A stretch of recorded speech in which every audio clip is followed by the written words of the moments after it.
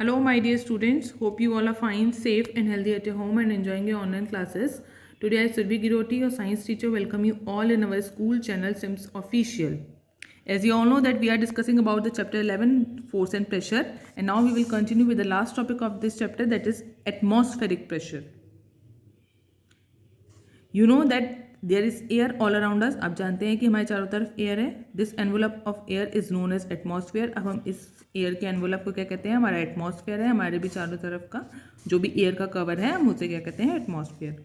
The atmospheric air extend up to many kilometres above the surface of the earth. Atmosphere की जो अर्थ है वो बहुत हाई ऊपर किलोमीटर तक फैली हुई है अर्थ की सरफेस पर. The pressure exerted by this air is known as atmospheric pressure. अब इस एयर के द्वारा, इस एयर के थ्रू जो प्रेशर एक्सर्ट होता है उसे हम एटमॉस्फेरिक प्रेशर कहते हैं. We know that pressure is force per unit area. हमें अच्छे से पता है कि प्रेशर क्या होता है? फोर्स पर यूनिट एरिया होता है. If we imagine a unit area and a very long cylinder standing on it filled with air. अब हम क्या इमेजिन करें कि एक यूनिट एरिया और very long cylinder standing on it. उस एरिया पे एक बहुत लंबा सा एक सिलेंडर खड़ा है जिसमें एयर फिल है. ठीक है, देखिए सी अ यूनिट एरिया और इसमें एक बहुत लॉन्ग सा एक सिलेंडर खड़ा है जिसमें एयर फिल है. इसके अंदर भी एयर फिल है. Then the force of gravity on the air in this cylinder is the atmospheric pressure.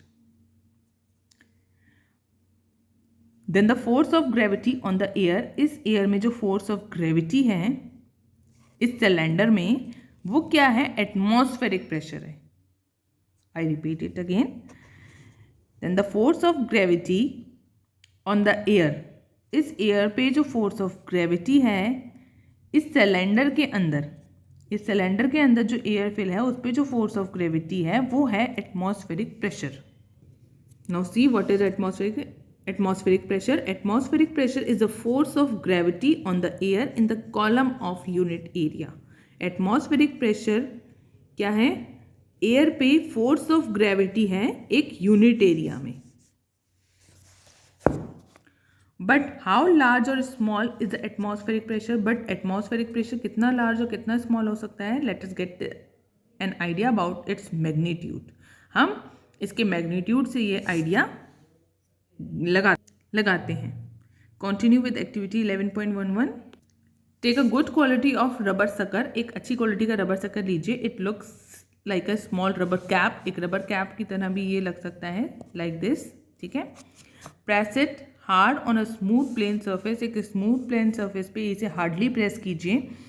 Does it stick to the surface. आपने ये करा भी होगा, आपने ये एक्टिविटी अपने घर पे कभी भी करी भी होगी.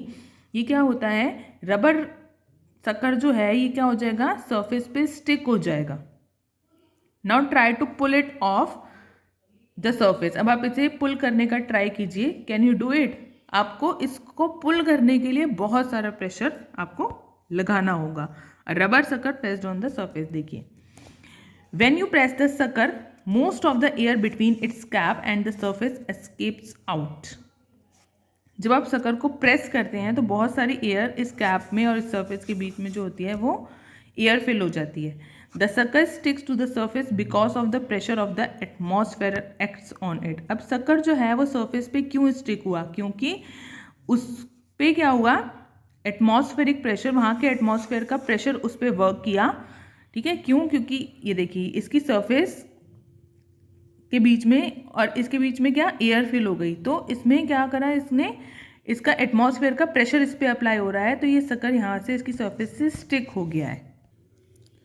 Now to pull the sucker off the surface. अब आपको इस सकर को पुल ऑफ करने के लिए the applied force should be large enough to overcome the atmospheric pressure. आपको उस एटमॉस्फेरिक प्रेशर से ज़्यादा फोर्स अप्लाई करना पड़ेगा. एटमॉस्फेरिक प्रेशर जो वहाँ पे अभी लगा हुआ है उसको ओवरकम करने के लिए आपको ज़्यादा फोर्स अप्लाई करना पड़ेगा, तभी आप उसे पुल ऑफ कर पाएंगे. अगर आपका फोर्स उससे कम रहा तब आप उसे पुल ऑफ नहीं कर पाएंगे. This activity might give you N idea about the magnitude of the atmospheric pressure. ये एक्टिविटी आपको क्या देगी, एक आइडिया देगी एटमॉस्फेरिक प्रेशर के मैग्नीट्यूड के बारे में, कि कितना ज़्यादा उस पर एटमॉस्फेरिक प्रेशर लगा हुआ है या कितना कम उस शक्कर पे एटमॉस्फेरिक प्रेशर अप्लाई हो रखा है। ठीक है, in fact it would be not be possible for any human being to pull the sucker off the surface if there were no air at all between the sucker and the surface।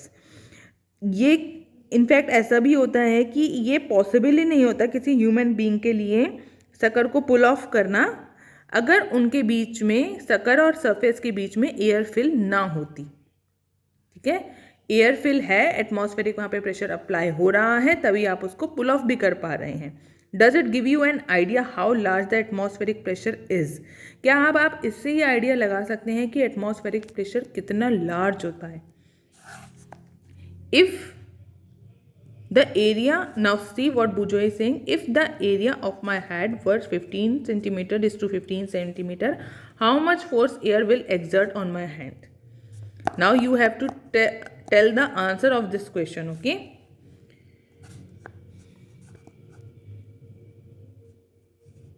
The force due to air in the column of the height of the atmosphere and area 15 into 15 centimetre. देखिए ये 15 centimetre का इन्होंने ये लिया और 15 centimetre का इन्होंने head पे अपने ये रखा,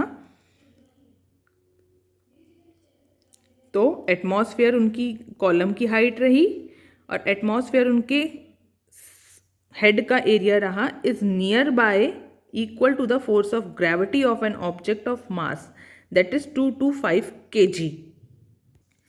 तो कितना रहेगा ये 2 to 5 kg।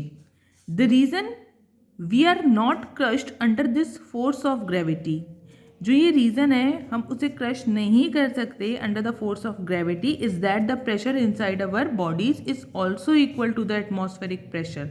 कि जो हमारी बॉडी का जो प्रेशर है, हमारी बॉडी के अंदर जो प्रेशर है वो भी एटमॉस्फेरिक प्रेशर और जो बाहर का प्रेशर है उसके इक्वल ही होता है। हमारी बॉडी के अंदर जो प्रेशर है वो किसके इक्वल है, एटमॉस्फेरिक प्रेशर के, और जो हमारी बाहर का जो प्रेशर है उस बैलेंस के इक्वल है। Thank you.